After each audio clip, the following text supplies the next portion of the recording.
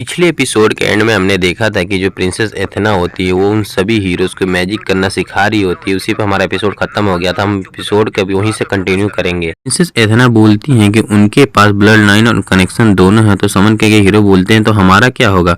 तो princess Athena बताती है कि आप लोगों को मेरी द्वारा एजुकेशन दी जा रही है, जिसकी वजह से आप आगे चल के मेरे डिसाइपल बन सकते हैं और आपको एक हाई पोटेंशियल हीरो बन सकते हैं। लेकिन तभी योबोरा बोलती है कि प्रिंसेस एथेना मुझे माफ करना, आपके इतने जरूरी क्लास में आपको डिस्टर्ब करने के लिए, पर क्या हम ब्लड लाइन या एजुकेशन कनेक्शन के बिना भी क्या एक अच्छे म्यूजिशियन बन सकते हैं। प्रिंसेस एथेना बोलती है हाँ ऐसा हो सकता है, पर योबोरा बोलती है कोई बात नहीं, फिर भी हम आपके साथ एक अच्छा कनेक्शन बनाएंगे। प्रिंसेस एथेना ये बात सुन के थोड़ी शौक हो जाती है और हंसती हुई योबोरा का हाथ पकड़ती हुई बोलती है कि मैं तुम्हें यही तो बताने की कोशिश कर रही थी, और वो बोलती है कि अब से मैं तुम्हें अपनी अप्रेंटिस बनाती हूँ। उसके बाद योबोरा और प्रिंसेस एथेना दोनों मिलकर एक रिचुअल करती हैं और प्रिंसेस एथेना बोलती है कि मैं तुम्हें अब से अपने सबसे पहली अप्रेंटिस के रूप में स्वीकार करती हूँ। योबोरा हवा में उड़ने लग जाती है और वो अपनी आंखें बंद कर लेती हैं, और उसके बाद जब योबोरा अपनी आंखें खोलती है तो उसके सामने प्रिंसेस एथेना खड़ी होती हैं और वो बोल रही होती कि अब से तुम पूरी तरह जादूगरनी बन चुकी हो। और योबोरा को कुछ समझ नहीं आ रहा था, वो कंफ्यूज होती कि प्रिंसेस एथेना क्या कह रही हैं। प्रिंसेस एथेना बताती हैं कि अगर आप सब किसी के अप्रेंटिस बन जाते हैं तो आप सब में दूसरों से ज्यादा टैलेंट आ जाएगा। तभी योबोरा अपनी स्टेटस विंडो ओपन करती है और उसमें दिखाया जाता है कि उसे एक नई ब्लेसिंग मिल गई है। प्रिंसेस एथेना योबोरा से बोलती हैं कि अब आप समझिए कि टैलेंट क्यों जरूरी है। प्रिंसेस एथेना अपने एक हाथ में आग जलाते हुए और हीरो को दिखाते हुए और उस आग को बहुत बड़े गोले में बदल देती हैं और हीरो को बताती है कि आप लोग जिनको ब्लेसिंग मिल चुकी है ये जादू आसानी से कर सकते हैं और इसे व्हाइट मैजिक कहते हैं। प्रिंसेस एथेना अपने दूसरे हाथ को हवा में उठाती है और उसके अंदर एक पर्पल कलर की आग को जलाती है, मतलब डार्क कलर का आग को जला लेती है। उसके बाद ये जलते ही उनके हाथ कांपने लग जाता है। तभी उनके जिस हाथ से आग जलती है उस हाथ का जो ग्लव्स होता है वो पिघलने लग जाता है, जो उनके हाथ में ग्लव्स वो पिघलने लग जाते हैं। ये देख के जो समनिंग हीरो होते हैं, मतलब जो हीरो होते हैं वो चिल्लाने लग जाते हैं प्रिंसेस एथेना आपके जो हाथ को ये क्या हो रहा है। प्रिंसेस एथेना थोड़ी कांपती हुई बताती है कि जैसे कि मैंने तुम सबको बताया था कि मैजिक करने के लिए आप सबको टैलेंट की जरूरत है। जैसे कि तुम देख सकते हो मेरे राइट हैंड में जो मैजिक है उसे व्हाइट मैजिक कहते हैं, जो मेरे ब्लेसिंग की मदद से हो रहा है, और जो मेरे लेफ्ट हैंड में मैजिक हो रहा है मतलब जो डार्क मैजिक, ये विदाउट ब्लेसिंग है। जैसे कि तुम देख सकते हो विदाउट ब्लेसिंग कोई मैजिक करना कितना खतरनाक होता है। तभी वहां पे हेडमेड आ जाती है और वो प्रिंसेस एथेना के गाल घींचते हुए बोलती है कि आपको स्ट्रिक्टली मना किया गया था कि आप डार्क मैजिक यूज नहीं कर सकती। प्रिंसेस एथेना रोती हुई बोलती कि मैंने ये इसलिए किया ताकि मैं हीरोज को समझा सकूं कि आखिर डार्क मैजिक क्या है। तो ये हेडमेड बोलती है तो ठीक है मैं ये जाके क्वीन को बता दे। प्रिंसेस एथेना के हाथ एक हीलर ठीक कर रहा होता है। प्रिंसेस एथेना रोती हुई बोलती है कि प्लीज ये मोम को मत बताना। योबोरा आके प्रिंसेस एथेना से माफी मांगती है और कहती है कि ये आपने हम सबको दिखाने के लिए आपने किया, इसलिए हमें माफ कर देना। प्रिंसेस एथेना बोलती है कि ये कोई बड़ी बात नहीं है, तुम लोग समझ गए डार्क मैजिक कितना खतरनाक है, बस मेरे लिए इतना ही काफी है। उसके बाद हमारा सीन शिफ्ट हो जाता है, हमें एक शहर का सीन दिखाया जाता है। उस शहर के गेट पे कंगहंसू खड़ा होता है और गार्ड उससे कुछ कह रहा। गार्ड की बात कंगहंसू को कुछ समझ तो नहीं आ रही थी, पर कंगहंसू एक बात समझ जाता है चाहे जो भी कह रहा बस ये पैसा ही मांग रहा। तो कंगहंसू उसे पैसा देता है और उस शहर के अंदर चला जाता है। कंगहंसू शहर में जाने के बाद एक बाथ हाउस में जाता है और वहां पे वो नहाने लग जाता है। कंगहंसू के हाथों पे जो खून लगा होता है कंगहंसू से रगड़ के साफ करने लग जाता है। तभी उसके गेट से अजीब सी आवाज आने लग जाती है। कंगहंसू कहता है थोड़ा इंतजार करो मैं अभी नहा रहा हूँ। गेट के बाहर जो बंदा खड़ा होता है वो बोल रहा होता है कि मैंने सुना कि तुम हमारी भाषा नहीं बोल सकती। ये बात सुनते कंगहंसू फटाक से अपने कपड़े पहनने लग जाता है और अपने चाकू लेके तैयार हो जाता है। कंगहंसू सोचता है कि जो गेट के बाहर जो बंदा खड़ा है वो मेरी भाषा समझ पा रहा है, इसका मतलब वो इंसान नहीं है, वो गुनोल की तरह मोस्टर हो सकता है या फिर शायद डीमन भी हो सकता है। कंगहंसू जाके गेट खोलता है और अपनी सीट पे वापस बैठ जाता है, अपने चाकू को छुपा लेता है और कहता है तुम अंदर आ सकते हो। उसके बाद हमें गेट खुलता हुआ दिखाया जाता है और कंगहंसू सामने बैठे हुए सोच रहा होता है पता नहीं किस तरह का मोस्टर सामने आएगा, चाहे वो एल्फ हो, इंसान हो, चाहे गुनोल हो, सभी मेरे लिए खतरा ही है। गेट खुलते ही एक आदमी अंदर आता है और वो कहता है कि मैं इस विलेज का चीफ हूँ और मैं यहाँ इसलिए आया क्योंकि मैंने सुना कि हमारे यहाँ एक नया ट्रेवलर आया है जो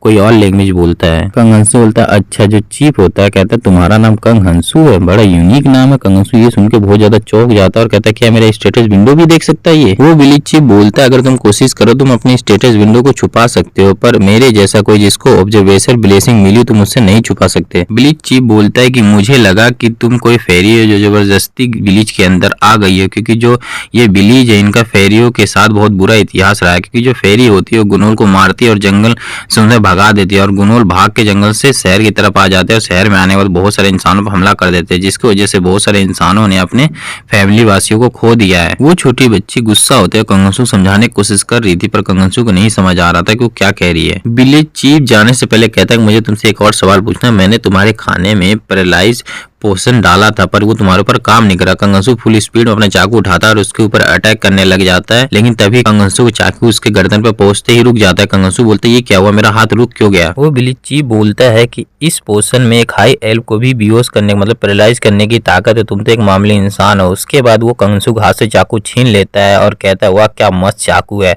उसके बाद वो छोटी बच्ची बोलती है कि मैं तुम्हें पहले ही बताने की कोशिश कर रही थी। उसके बाद हमें दिखाया जाता है कि कंगनसु को हाथ बांध के कमरे में रख दिया जाता है और जो सामने बिली चीफ खड़ा होता है वो बहुत सारे फेरी को लटका रखा होता है और बोल रहा होता है कि यह फेरी ही हमारी रियल एनिमी है। बिली चीफ बोलता है कि अब तुम चाहो तो मेरा स्टेटस विंडो देख सकते हो। कंगनसु उसका स्टेटस विंडो देखता है तो वहाँ दिखाया जाता है कि उसका लेवल 16 है और उसका नाम क्रिम्सन है और उसे कर्स में फेरी मिला है। फेरी कर्स का मतलब ये है कि अगर कोई भी फेरी उसके सामने तो उसकी दुश्मन होगी और उसकी उम्र भी कम हो गई है। कंगनसु बोलता है कि क्या ये कर्स तुम्हें गोडिस ने दिया है, तो बिली चीफ बोलता है ना बच्चे, ये तो मुझे उन फेरीज ने दिया जिनको मैंने मारा था। कंगनसु बोलता है मैं तो कोई फेरी नहीं हूँ, तो क्या तुम मुझे छोड़ सकते हो। पर वो कंगनसु चाकू लेकर कंगनसु की तरफ करता हुआ बोलता है तुम्हें ऐसे किसी अजनबी से ऐसी बातें नहीं करना चाहिए। वैसे मेरा तुमसे बात करने का ज्यादा मन नहीं था, पर मैंने जब तुम्हारे हाथ में ये डैगर देखा तो मैंने अपना मन बदल लिया। वैसे बताओ बेटा तुमने डैगर कहाँ से पाया। बिली चीफ की बात सुनते ही कंगनसु अपने मन में सोचने लग जाता है वैसे तो मैं ये डैगर जंगल में उन गुनोलों को मार के पाया था, पर मैं इतना बड़ा बेवकूफ नहीं कि ये उसे ऐसे ही बता दूं। वैसे मुझे सबसे पहले यहाँ जिंदा बच के निकलने का रास्ता ढूंढना चाहिए। कंगनसु बताता है कि एक फेरी बिना किसी कारण के मेरे ऊपर अटैक कर रही थी, इसलिए मैंने उसे मार के और उससे डैगर छीन लिया। बिली चीफ बोलता है मैं तो सरप्राइज हो गया तुमने एक रॉयल फेरी को मार दो, वो भी अपने घटिया स्किल के साथ। बिली चीफ बोलता है कि मुझे वैसे तो तुम्हें मारने का मन तो नहीं कर रहा, तो कंगनसु बोलता तो मुझे छोड़ दो ना फिर। बिली चीफ बोलता है वैसे तो तुमने मेरा स्टेटस बिंदु देख ही लिया है, तुम्हें पता होगा मैं बिना ब्लेसिंग का जादूगर हूँ।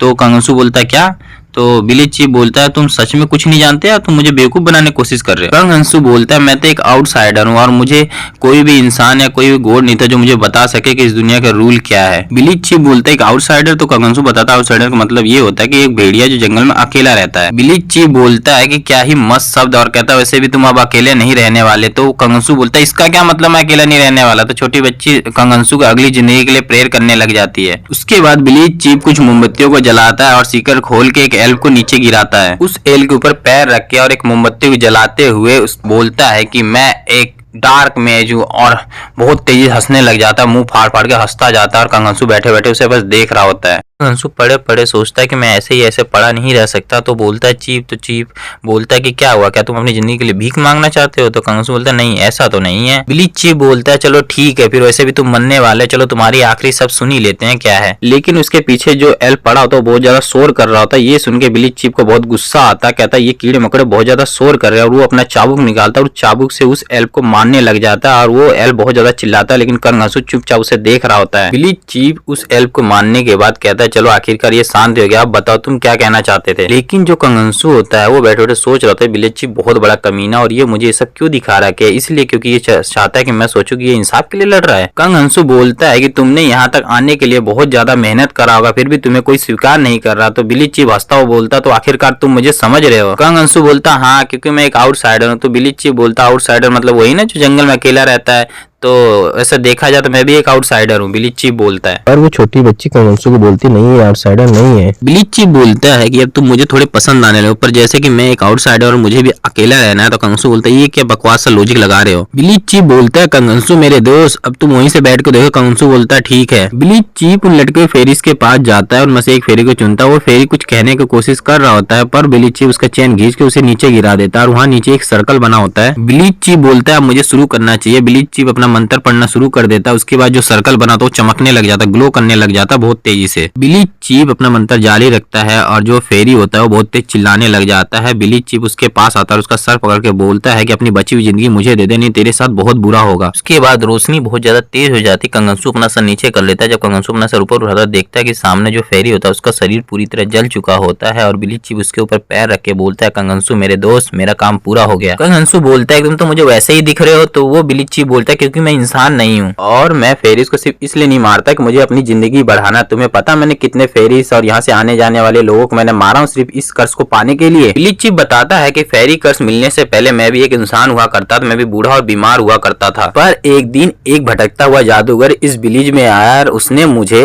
एक एक्सपेरिमेंट के लिए सुझाव दिया। बिली चीफ अपने छाती के कपड़े खोलने लग जाता है। कंगनसु देख के कहता है ये अचानक से क्या करने लग गया। तभी कंगनसु देख के बहुत ज्यादा चौंक जाता है और हमें दिखाया जाता है उसके छाती पे एक गुनोल का सर लगा हुआ होता है और बिली जीप चिल्लाता है कि मैं एक गुनोल हूँ और कंगनसू ये देख के बहुत ज्यादा चौंक जाता है और कहता है क्या ये मिक्स रेस है, मतलब मिक्स प्रजाति है। ब्लीच चीफ बोलता है कि मैं उन दो प्रजातियों का मिक्सचर हूँ जो फेरी से नफरत करता है। मैं इंसानी दिमाग और गुनोल की ताकत से उन फेरियों से बहुत ज्यादा ताकतवर हो गया हूँ। मैं उन फेरी की ताकत से उन फेरी को मिटा दूंगा। कंगनसू बोलता है कि मैं तो कोई फेरी ही नहीं हूँ। ब्लीच चीफ बोलता है कोई बात नहीं, 19-20 का ही तो फर्क है। तो कंगनसू बोलता तेरी माँ का 19-20 का फर्क दिख रहा है, ध्यान से देख। ब्लीच चीफ बोलता है कि मैं तुम्हारी वजह से अपनी असली पहचान के बारे में जान पाया कि मैं एक ट्रू आउटसाइडर हूँ और मैं तुम्हारी जिंदगी का अच्छे से इस्तेमाल करूंगा। तो कंगनसू बोलता है इसका मतलब तुम मुझे तब भी मारोगे। तो ब्लीच चीफ बोलता है हाँ, क्योंकि मैं एक आउटसाइडर हूँ। है। इसके बाद हमारा सीन शिफ्ट हो जाता है और हमें टेंपल का सीन दिखाया जाता है जहाँ पे दो जादूगर प्रिंसेस एथेना के तारीफ कर रहे होते हैं। तभी योबोरा आकर प्रिंसेस एथेना से बोलती है कि प्रिंसेस एथेना आपने तो कहा था कि जादू हमारी कल्पनाओं से पैदा होता है, पर क्या कोई तरीका है जिससे हम अपनी क्षमताओं को बढ़ा सके। प्रिंसेस एथेना ये बात सुनते ही बहुत ज्यादा खुश हो जाती है और बोलती हीरो योबोरा मैंने इसी तुम्हारी सोच की वजह से तुम्हें अपनी फर्स्ट अप्रेंटिस बनाई हूँ। प्रिंसेस एथेना बोलती है कि योबोरा तुम्हारा सवाल तो बहुत अच्छा है, लेकिन अगर तुम्हें अपनी जादू ताकत बढ़ाना है तो तुम्हें अपने टीचर को फॉलो करना पड़ेगा। उसके बाद प्रिंसेस एथेना अपने हाथ हवा में उठाती हैं और उनके हाथ में एक सिल्वर कलर की रोशनी दिखने लग जाती है। सारे बच्चे देख के थोड़ा चौंक जाते हैं और कहते हैं कि ये नया मैजिक है। इसके बाद हम देखते हैं तो प्रिंसेस एथेना के हाथ में एक बर्फ का रैबिट आ जाता है और प्रिंसेस एथेना उस रैबिट को पकड़े हुए बोलती है कि ये एक आइस रैबिट है और ये मेरी एक यूनिक मैजिक है,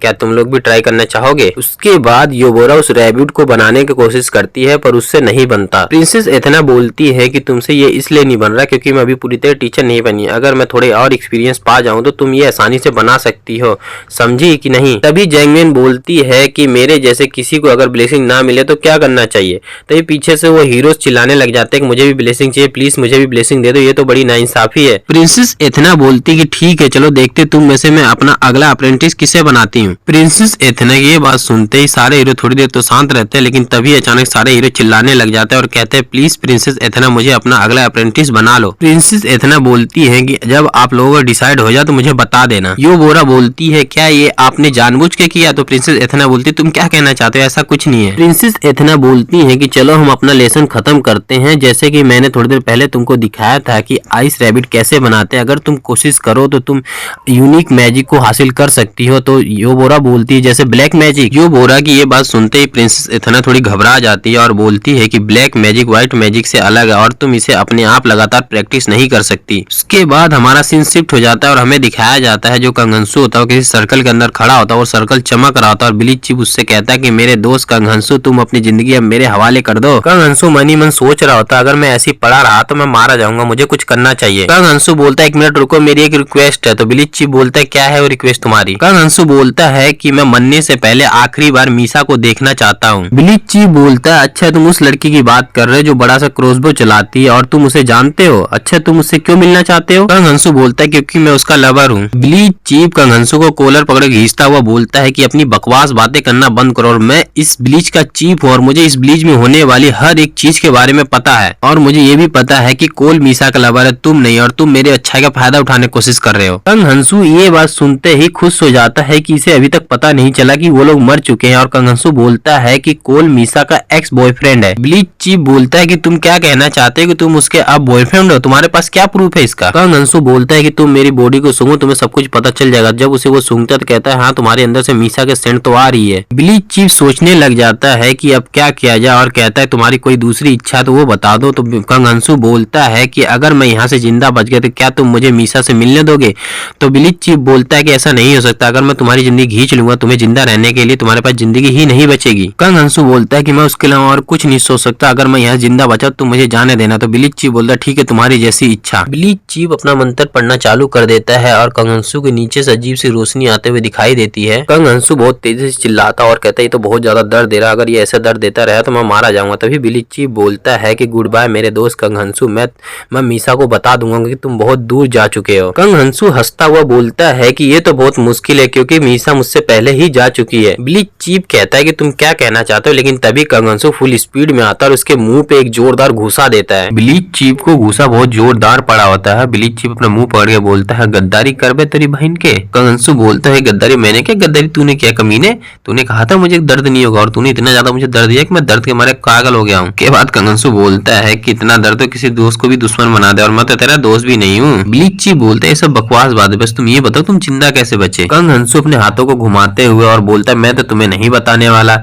पर हमें बताया जाता है कि जो वो छोटी बच्ची ने कंग हंसू के आउटसाइडर की ब्लेसिंग दी थी उसकी वजह से कंग हंसू की जिंदगी वापस से रीस्टार्ट कर दी गई है। बिली चीफ बोलता है कि तेरे जैसे कमजोर इंसान जिंदा कैसे बच सकता है। कंग हंसू बोलता है बिली चीफ तुम्हें अपना प्रॉमिस तो याद है, तुमने कहा था कि मुझे कि अगर मैं जिंदा बच गया तुम मुझे जाने दोगे। कंग हंसू उसके बाद जाके अपना चाकू उठाता है और चाकू उठाने के बाद सोचने लग जाता है कि अब आगे मुझे क्या करना चाहिए। उसके बाद हमें कुछ लड़कियों को दिखाया जाता है जिनको बिली चीफ ने किडनैप कर रखा होता है। कंग हंसू अपने चाकू से उसके ऊपर अटैक कर देता है और हमें दिखाया जाता है कि उसके हाथ में जो हथकड़ी होती है उसको कंग हंसू काट देता है और वो लड़की ये देख के बहुत ज्यादा चौंक जाती है। कंग हंसू उस लड़की का हाथ पकड़ के उसे उठाने लग जाता है, लेकिन वो लड़की इतनी कमजोर होती है कि वो खड़ी भी नहीं हो पाती। तो कंग हंसू उसे अपने कंधे पे उठा लेता है और कंधे पे उठा के दरवाजे की तरफ भागने लग जाता है। बिली चीफ बोलता है कि तुम किधर भाग के जा रहे हो। तो कंग हंसू बोलता है बिली चीफ अपना प्रॉमिस तो नहीं भूल गए, तुमने कहा था कि अगर मैं जिंदा बच गया तो तुम मुझे मीसा से मिलने तक कुछ भी नहीं कहोगे। तो बिली चीफ सोचने लग जाता है क्या प्रॉमिस। बिली चीफ अपने हाथ में डार्क मैजिक यूज करता हुआ बोलता है कि मैंने तो ये बोला था कि मैं जब तक तुम्हारी जिंदगी छीन नहीं लेता तब तक मैं तुम्हें जाने नहीं दूंगा। उसके बाद अपने डार्क मैजिक से बिली चीफ कंग हंसू के पैरों को जकड़ लेता है। बिली चीफ बोलता है कि कंग हंसू मेरे दोस्त तुमने मुझे निराश करा है, अब तुम्हें एक दर्दनाक मौत ही मिलेगी। कंग हंसू हंसता हुआ बोलता है कि तुमने बहुत जल्दी अपनी जीत का ऐलान नहीं कर दिया। हमें दिखाया जाता है बिली चीफ थोड़ा चौंक जाता है और उसके मुंह से खून निकलने लग जाता है और उसकी आंखें लाल हो जाती है। बिली चीफ दर्द के मारे चिल्लाता हुआ जमीन पे पैरों के बल बैठ जाता है। कंग हंसू बोलता है बिली चीफ ये क्या हुआ। उसके बाद बिली चीफ और वो छोटी बच्ची और कंग हंसू आसमान की तरफ देखने लग जाते हैं और वहाँ रोशनी दिखाई दे रही होती है और कंग हंसू बोलता है बिली चीफ लगता है तुम्हारी ताकत तुम्हें छोड़ के जा रही है। बिली चीफ को अपनी आंखों पे विश्वास ही नहीं हो रहा होता कि आखिर ये क्या हो रहा है और बिली चीफ बोलता है कि कोई भी इंसान जब तक उसने बहुत सारी जिंदगी ना ली हो मुझे टच भी नहीं कर सकता। आखिर तू किसी तरह का वेम्पायर है जिसके पास अनलिमिटेड जिंदगी है। कंग हंसू बिली चीफ की बात सुनते ही सोचने लग जाता है और कंग हंसू सोचता देख के वो छोटी बच्ची भी ये सोचने लग जाती है अगर कंग हंसू क्या करने की कोशिश कर रहा है। उसके बाद कंग हंसू बोलता है कि मैं एक आउटसाइडर का अपोस्टल हूँ और ये सुनते ही छोटी बच्ची हवा में खुशी के मारे इधर उधर घूमने लग जाती है और कंग हंसू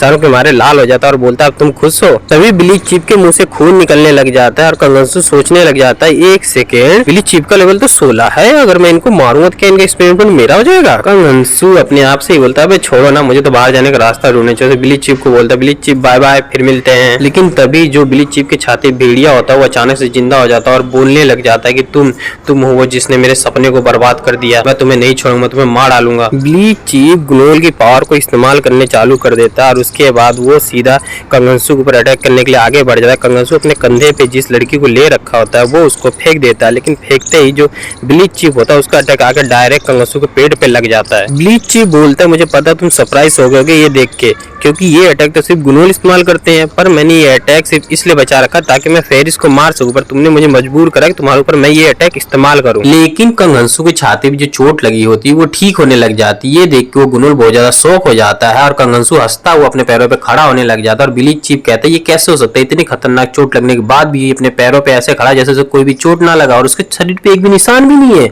और मुझे देखो मैं पूरी तरह थक चुका हूँ। ये सब देख के बिली चीफ बहुत ज्यादा घबरा जाता है, घबराने के कारण दरवाजे की तरफ भागने लग जाता है। तभी उसकी टांग कोई पकड़ लेता है, जब वो नीचे मुड़ के देखता है तो वो देखता है तो वही लड़की ने उसकी टांग पकड़ रखा है जिसको कंग हंसू अपने कंधे पे लेके भाग रहा होता है। बिली चीफ घबराता हुआ बोलता है उस लड़की से कि मुझे छोड़ दे, लेकिन कंग हंसू फुल स्पीड में उसके सर के ऊपर आ जाता है और अपने डैगर से उसका सर वहीं पे काट देता है। के बाद कंग हंसू उसके दूसरे सर पे अटैक करता है जो गुनोल वाला सर होता है और उसको भी वहीं पे काट देता है। के बाद कंग हंसू उन सभी बने हुए लोगों को छुड़ा देता है और सुबह होते ही गार्ड आ जाते हैं और कंग हंसू उन सभी के बीच में अपना बैग टांगा हुआ चुपचाप निकल जाता है।